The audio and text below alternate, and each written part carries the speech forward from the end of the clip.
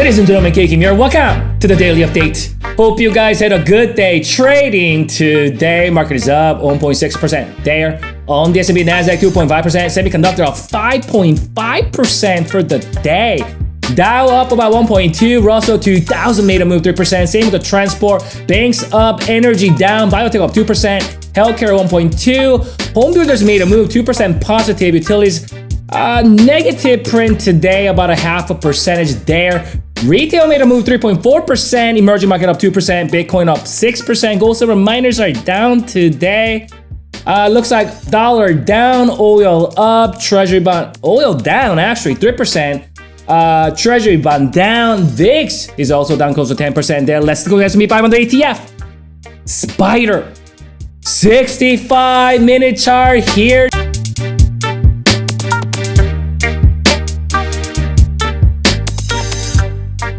So this is where we closed yesterday, and this is where we opened up today. So we did see that gap up.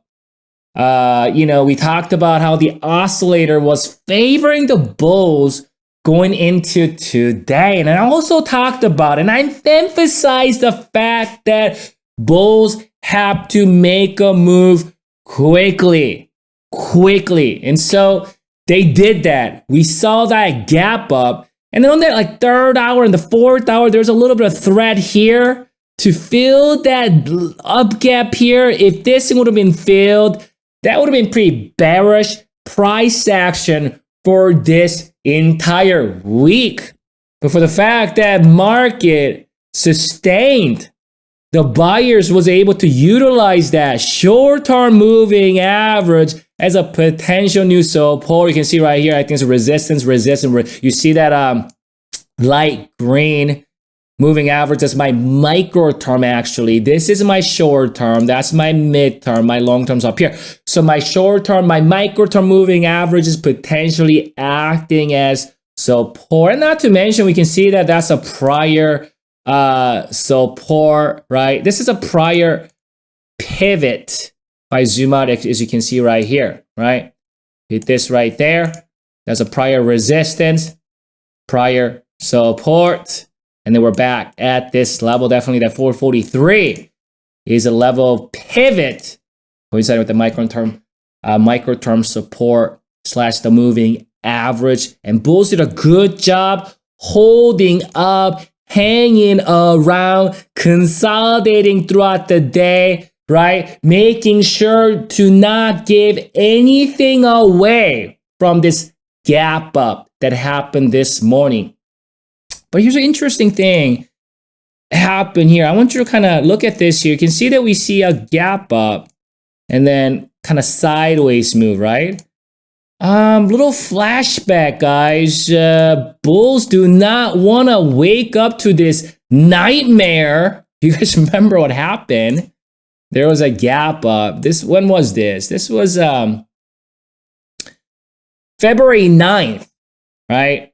We opened up with sizable gap up. And then all day long, bulls, they were able to sustain that gap, protected that gap, pretty much moving sideways, slightly up, right?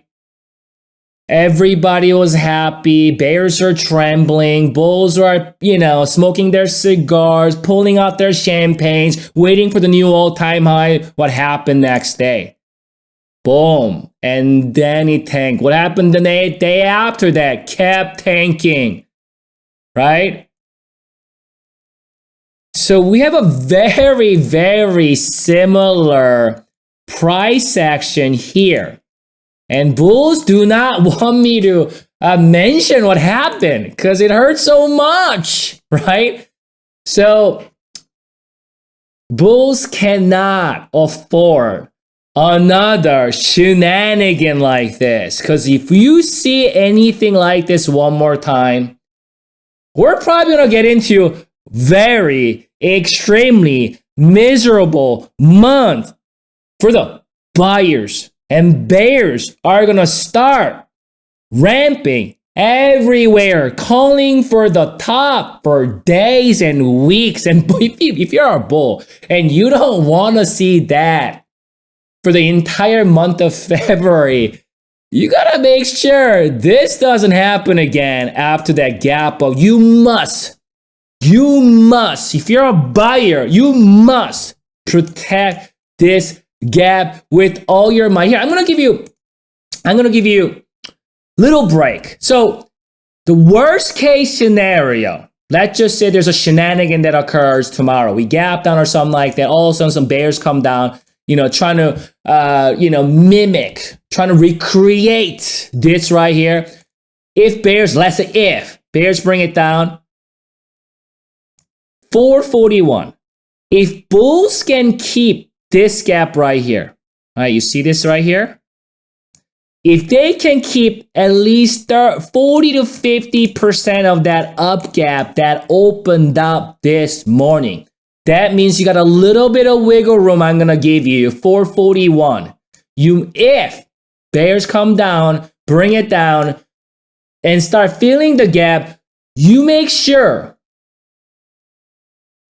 you don't let the bears fill the entirety of this gap, but keep the at least half portion of it. If you can do that, I have a big confidence in you, bulls, that you will get up. And at minimum, you retest these moving averages, and ultimately, probably, you may even come back up here and retest that big gap down right at 460s. If you can do that. If you can hold 443 and 440. Obviously, man, it will be much, much better if you can keep the entirety of that up gap that was opened up this morning. But bulls been getting some, whipsaws and shenanigans, and you know what I mean? And so they're a little scared here. They're hurt and they're insecure a little bit. And keep in mind, my midterm moving average curling down, my short-term moving average, also my long-term moving average here. This down gap is still open. We're still actually in the midterm downtrend, right? In the short term, sentiment is actually bearish in the short term until the bulls can reclaim this moving average right here, and along with this guy right here, because last time when this guy hit that, this thing tanked. Check out the oscillator and see if you can extract any more information. So that oscillator has advanced quite a bit. Remember yesterday was right about here, and we talked about how that's what bulls need to see. So bulls are not tired, right? You can see that we're not overbought at all. So if bulls so choose to push tomorrow, they can push one more day. That means 453 and 450. That's what the bulls going after. Some of those levels will act as resistance, and we have to see how the bulls and the bears battle it out in that vicinity. I'm gonna come back for you. We'll reassess the situation. Enjoy your evening. Good luck training tomorrow.